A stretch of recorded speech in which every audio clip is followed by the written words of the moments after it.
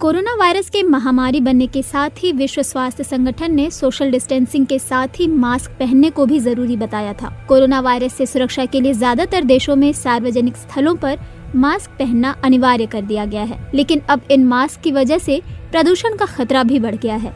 कई देशों की सरकारों ने अपने लोगों से अपील की है कि वो डिस्पोजेबल मास्क की जगह ज्यादा से ज्यादा रीयूजेबल मास्क का इस्तेमाल करें। ब्रिटेन में लिबरल डेमोक्रेट्स का कहना है कि सिंगल यूज सर्जिकल मास्क के कारण भारी मात्रा में प्लास्टिक वेस्ट पैदा हो रहा है, जो पर्यावरण के लिहाज से खतरनाक है और ऐसे में हमें उन विकल्पों को तलाशने की जरूरत है जो पर्यावरण के अनुकूल हों। डिस्पोजेबल मास्क में प्लास्टिक होता है जो जल प्रदूषण को बढ़ाता है और साथ ही वन्य जीवन को भी नुकसान पहुंचा सकता है। कई बार लोग मास्क को इस्तेमाल के बाद इधर उधर फेंक देते हैं और जीव जंतु इसे खा लेते हैं, जो कि चिंता की बात है।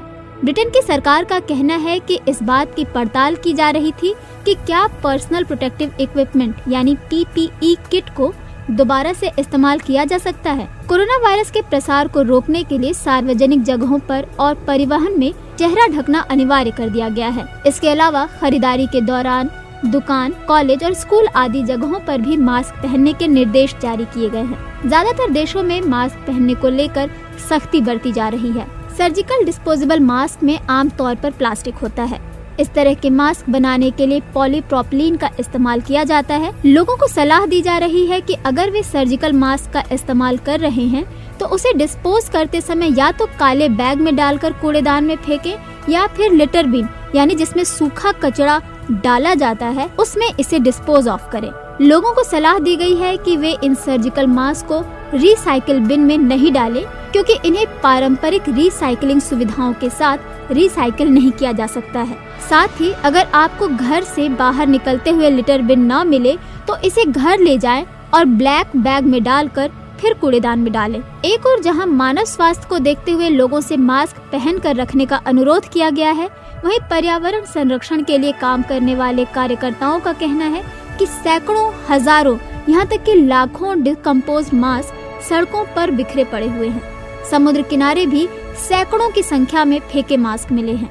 समुद्र तटों को साफ करने के लिए ब्रिटेन में तो बाकायदा कैंपेन का आयोजन भी किया जा रहा है। इस आयोजन का नेतृत्व करने वाली संस्थान क्लीन सीज की प्रमुख लॉरा फॉस्टर का कहना है कि नदियों को देखिए, आपको नदियों में बहते मास्क दिख जाएंगे। वो कहती हैं, कई बार ये मास्क आपस में इतने उलझ जाते हैं कि जाल जैसे हो जाते हैं और जीव जंतु इसमें फंस जाते हैं। कई बार ये आग लगने का कारण भी बनते हैं। इन्हें बायोडिग्रेड नहीं किया जा सकता है, लेकिन ये टुकड़ों टुकड़ों में बिखर जाते हैं।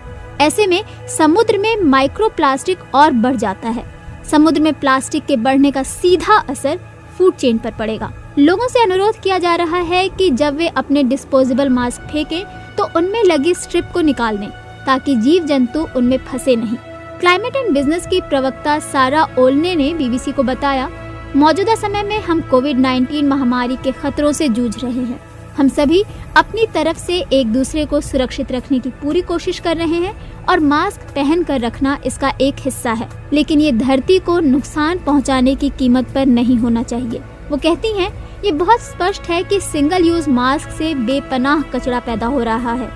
सिंगल यूज मास्क के बजाय लोगों को रीयूजेबल मास्क का इस्तेमाल करना चाहिए ताकि पर्यावरण को भी खतरा न पहुंचे। लेकिन भारत में ये समस्या कितनी गंभीर है। खुले में फेंके जा रहे दस्ताने, मास्क, PPE किट को लेकर भारत में भी चिंता है। डाउन टू अर्थ वेबसाइट के मुताबिक जुलाई महीने में सुप्रीम कोर्ट ने अस्पतालों को नोटिस जारी करके निर्देश दिया था कि ये सुनिश्चित करें कि वो बायोमेडिकल वेस्ट को खुले में न डंप करें। ये आदेश कोरोना काल में दिल्ली में बढ़े बायोमेडिकल वेस्ट को देखते हुए दिया गया था।